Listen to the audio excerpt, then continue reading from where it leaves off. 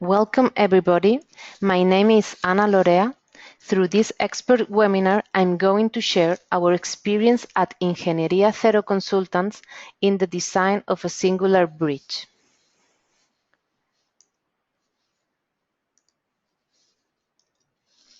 The presentation is organized following the main topics that we believe the whole process of design can be grouped: the bridge itself, the construction process, the analysis of the structure. Let's start with the bridge. We will talk about the genesis, the structural behavior, the foundation, the arches, the deck, and the joints. The Lehendakari Aguirre Bridge, also named the Fifth Bridge, is placed in San Sebastián, a city in the north of Spain, and over the Urumea River, whose mouth is in the Cantabrian Sea. To complete the urban development of the city of San Sebastián, in particular the right bank of the Urumea, the City Council decided to undertake the construction of 3 new bridges that connected the 2 banks of the river and that integrate the new urban traffic net. One of those bridges was the Lehendakari Aguirre Bridge that connected the areas of Aldunaene and Amara. As a urban bridge, its design had a very strong and reaching conditionants due to the specific geotechnical and urban surroundings.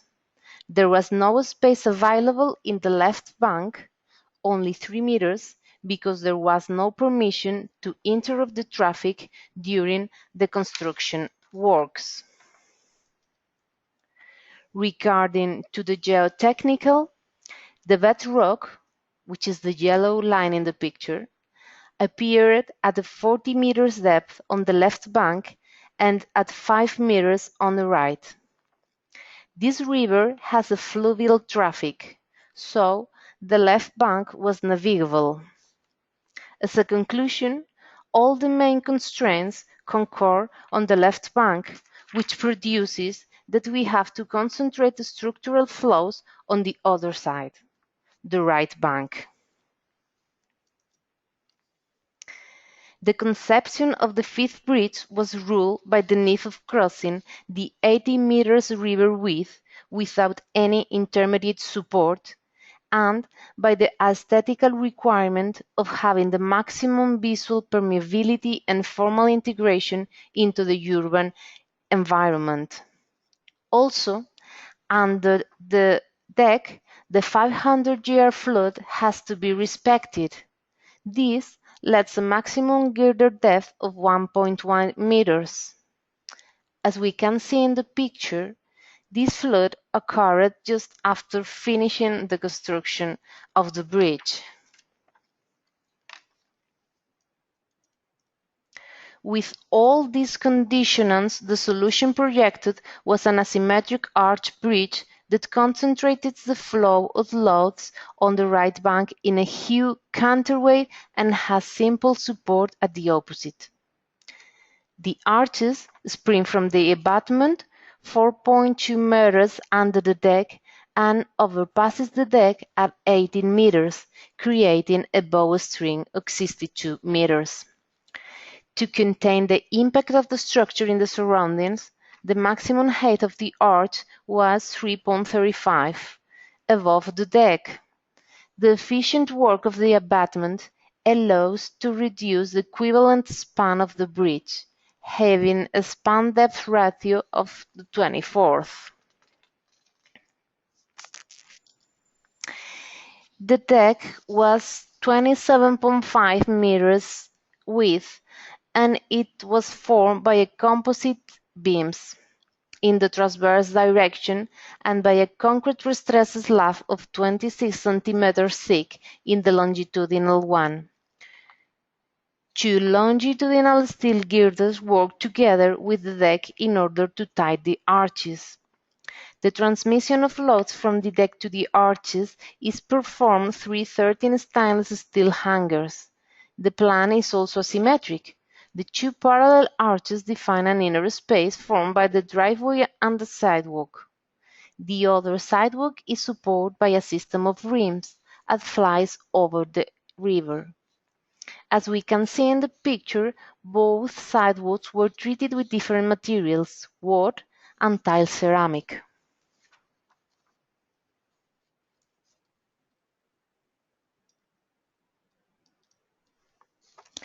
Talking about the structural behavior, we can recognize two structural schemes: the work by form, as an arch, and the behavior of a bowstring, an arch tightened by the deck and supported on a cell.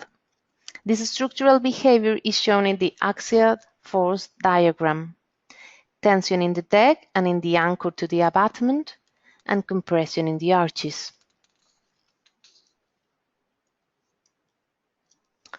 Let's move on to the foundations. As we have explained, all the structural flows have been concentrated on the right bank. The abutment acts as a huge counterweight that balances the forces of the arches. It is built over a pile cap and over 14 piles. From this abutment arises the springings of the arches. On the back, 4 pre-stressed walls receive the tension force of the anchor of the deck in the upper part, and in the lower part the compression of the arches. This abutment is the secret of the bridge's slenderness. The left support is a pile cap over micropiles, on which the arches are supported by neoprene bearings. The macropiles are driven to a depth of 40 meters to reach the bedrock. Regarding to the arches have a taper V-shaped cross-section. It is a thin-walled steel section with two inner cells filled with high-performance self-compacting concrete of 19 to 100 megapascals, both integrating a composite section. The external section is made of carbon steel on the arch above the deck and of stainless steel below the deck. The central web is carbon steel in the whole arches. The continuity of the concrete inner cell is one of the most problematic issues in the design of the central joint between the arch and the main girders.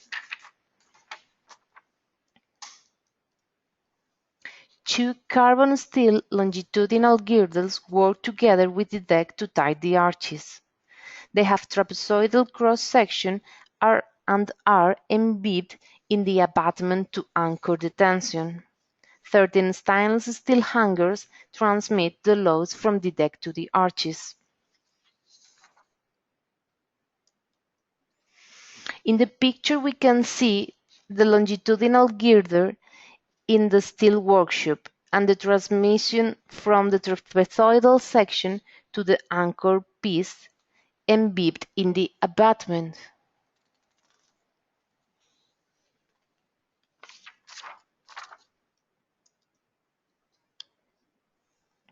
The deck has two families, one formed by the transverse beams and other by the longitudinal ones parallel to the main girders. The transverse family works as a composite beam connected to the slab. The longitudinal family is disposed to tune the bridge under dynamic effects of loading to reduce vibration. The cross-section of those beams are double-T non-symmetrical. The whole system of cross beams is connected to a concrete slab of 26 centimeters thick. The slab is post-tensioned longitudinally by a family of 34 tendons with 12 strands. This post-tension force allows the deck to work with the main girders without losing stiffness due to cracking. The concrete of this slab has been irrigated in its early days to reduce shrinkage effects.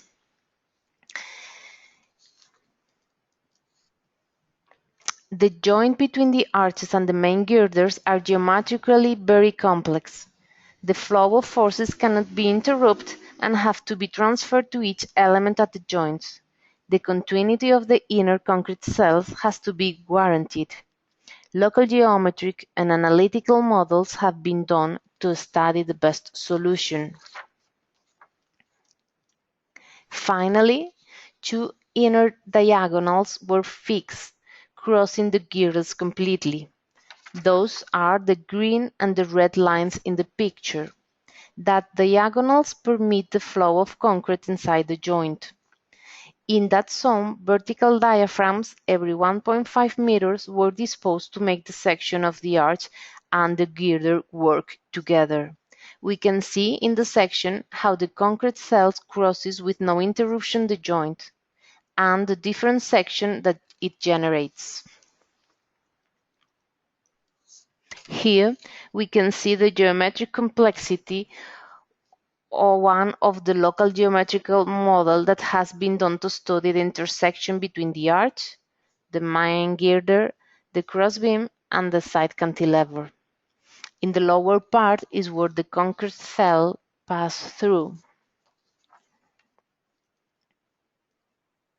This is a picture of those joint diaphragms in the steel workshop.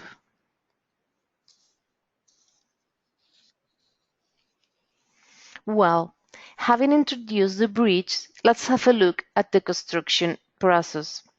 First of all, it has to be said that the technology used for the construction of the structure was totally standard. So, the construction was undertook without any uncertainties arising from the planning of the works. Here, we have an aerial view of the construction site. While the steel structure was fabricated in the workshop, the works at site started. In the first stage, an artificial peninsula was erected on the river in the right bank to make a dry box to work, protected by sheet piling. We can see that in the picture. Then, the piles and the micropiles were executed, also the pile caps and the whole abutment, the front wall and the counterforts.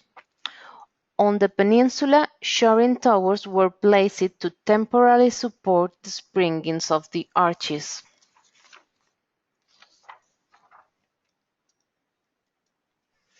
The steel structure was prefabricated in a workshop, proceeding to its transportation and subsequent assembly on site.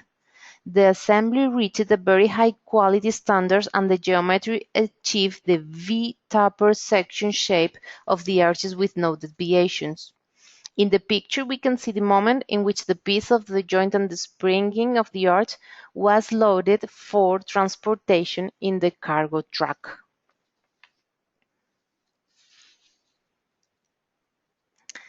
The 28th of July, the first part of the springing and the joint arrives to the working site.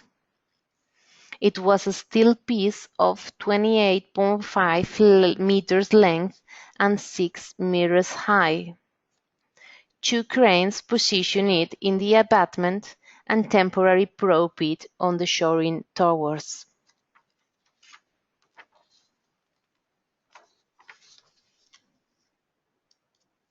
Next stage, the filling of the springings and the joint was made. Two concrete pumps were used and the two cells were filled simultaneously.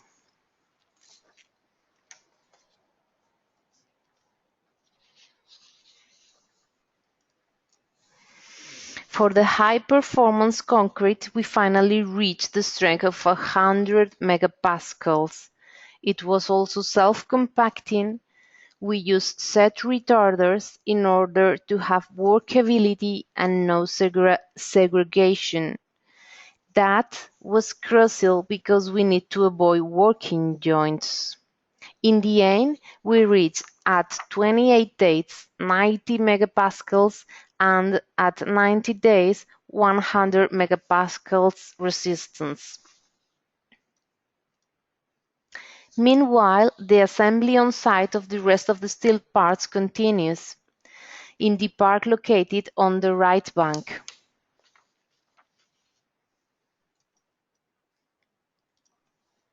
Once the concrete of the arches has reached the required resistance, the second segment of the arches is lifted and placed by cranes. The erection of the arches was carefully studied because not only was the structural complexity, but also the lifting maneuver has to be done in one night, from 12 to 8 in the morning. 3 cranes were used, 2 on the right side and 1 in the left side. It was the 13th of August. Here we can see the lifting of the first arch, viewed from the left bank.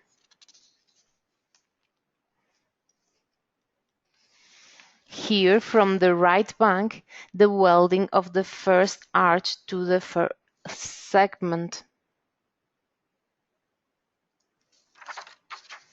Then the lifting of the second arch. The view is from the left bank again.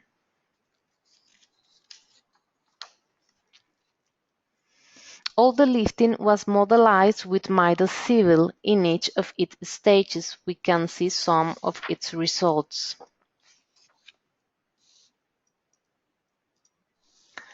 After that stage, we proceed to remove the temporary shoring of the arches. The maneuver was done simultaneously by lifting it with 4 hydraulic jacks per arch. It was a total load of 990 kilonewtons.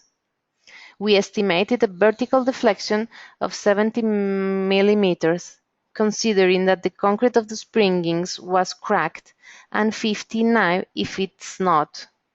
And finally, we measured 56 millimeters. After the proof removal, we continue placing the cross beams.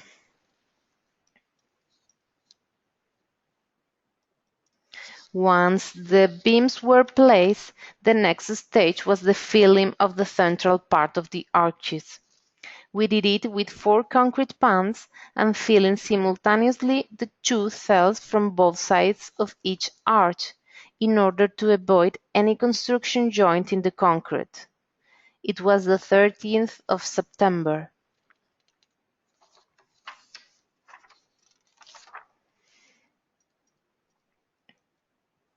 In the next stage, the sheet was settled, the reinforcement bars and the post-tension tendons of the slab were placed. Then we poured the concrete of the slab.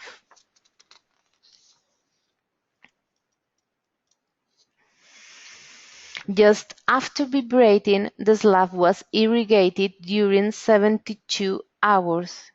It was curing with water just after the vibrating. That was made in order to reduce early age shrinkage. It was the 14th of October. With the aim of reducing the short and long-term hydraulic shrinkage, a cationic emulsion ECR1 was poured over the wet concrete. It was a bitumen membrane that retains water. Then the post-tension of the slab was done. And finally the opening of the bridge. It was a technological and slender arch bridge. It was the 24th of December.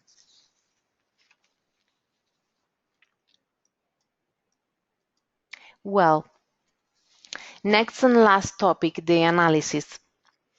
In this bridge, analyzing, designing and calculation have been together since the earliest days of his conception, making a global design process. The whole analysis has been performed with Midas software. The global model has included the whole construction process and has been verified during construction.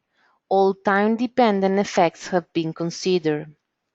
Regarding the crest section, the 3 parts of the arches have been modelized: the external section, the concrete inner cells, and the internal steel web. For the long-term behavior of the inner concrete, just the endogenous shrinkage has been considered, as it is not in contact with the atmosphere. Also the cracking of the springings has been accounted.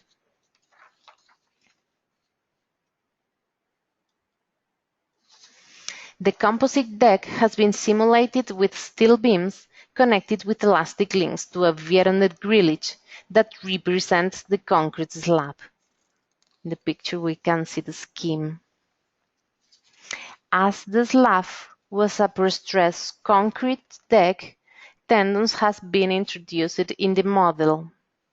We have considered all the time-dependent effects.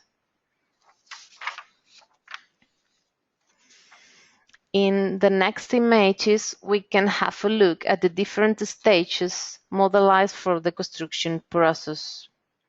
Here we have the erection of the initial parts, temporary support, inner cast of the arch, crane erection, welding of joints, first group of transversal beams, removal of temporary support, position of last transversal beams, filling up the arches, casting of the slab, pretension of the deck, position of steel ribs, and long-term and time loads. Some results: we can see the evolution of the axial forces in the different parts of the arches and the girders. This stage is after pouring the concrete of the deck, after pre-stressing the deck,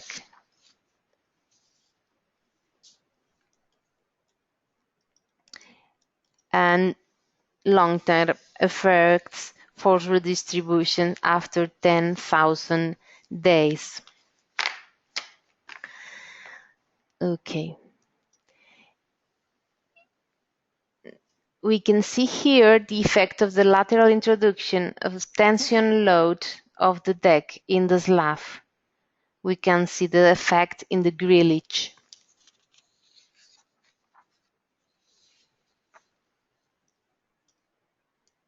Now the diagrams of the evolution of the shear flow between the main girders and the slab.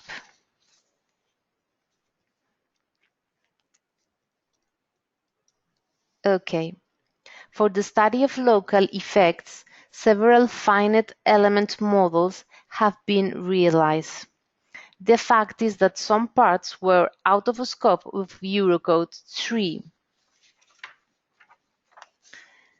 If we go to Eurocode, in the part 5, corresponding to plated structural elements in the point 2.3, it says that it needs rectangular panels and parallel flanges, angles not greater than 10 degrees. So we have to go to the point 2.5 for non-uniform members. It says that may be analyzed using finite element methods.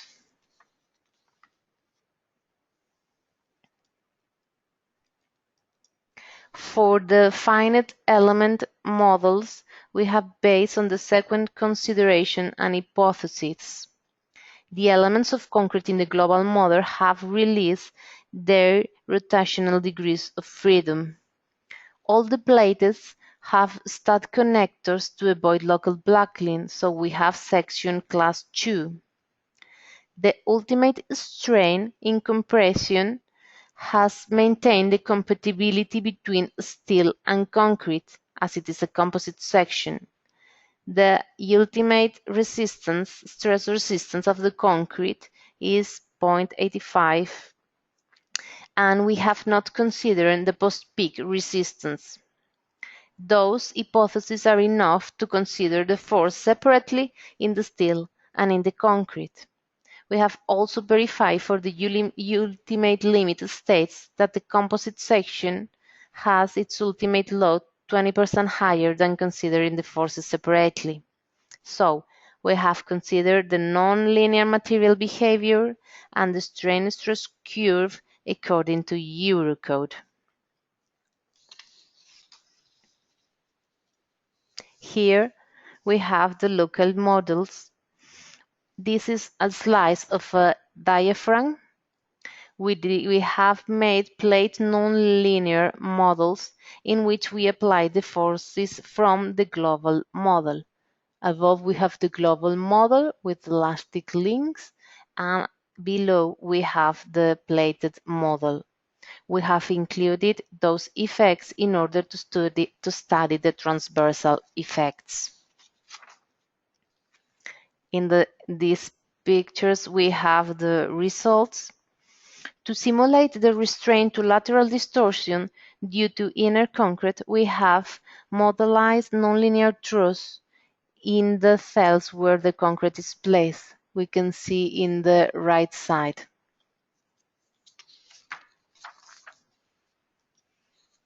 Another 3D MEF model of the joint in the left part of the arches and its stress levels.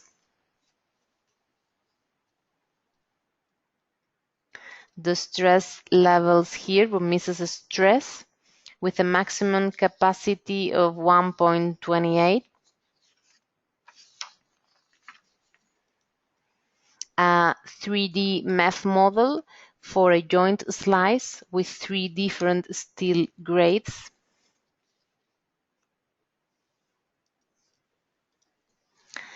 The stress level result. This piece was the most stress. We have a capacity nearly to 1.0. And another model from the other joint.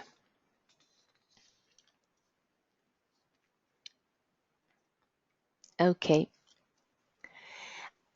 As a conclusion, I would like to say that city bridges design requires a special effort toward the choice of forms, materials, and structural typology, and is a chance for engineers to experiment and put up the limits of the materials and technology available in civil engineering in order to achieve lighter and integrated structures in the urban environment. This choice is not the cheapest, nor the easiest, but has its recognition by the citizen who daily uses the bridges. Thank you very much for your attention, and thanks to Midas IT to bring us that opportunity to share our experience and knowledge.